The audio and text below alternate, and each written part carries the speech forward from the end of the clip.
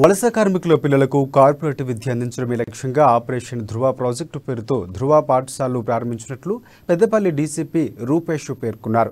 పెద్దపల్లి మండలం గౌరెడ్డిపేట ఇటుకబట్టిలో ధృవ పాఠశాలలు పెద్దపల్లి డీసీపీ రూపేష్ ప్రారంభించారు. ఇక ఈ సందర్భంగా వలస కార్మికులు పొట్టకూటి కోసం స్వరాష్ట్రం వదిలి ఇటుకబట్టీలకు పనిచేసేందుకు వచ్చారని చెప్పారు.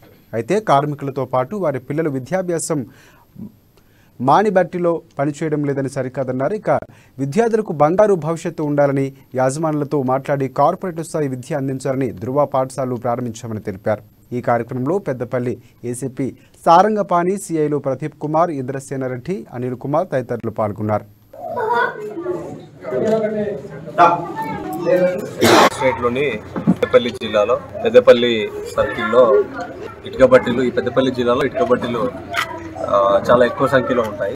చాలా రాష్ట్రాల నుండి, ముఖ్యంగా ఒరిస్సా నుండి చాలా మంది లేబర్స్ ఇక్కడ పనిచేయడానికి వస్తారు. వాళ్ళలో ఎక్కువగా ఇక్కడ మనకు చాలాసార్లు గత కొన్ని సంవత్సరాలుగా ఈ చైల్డ్ లేబర్ ఎక్కువ అవుతుందని ఒక అపవాదం ఉంది.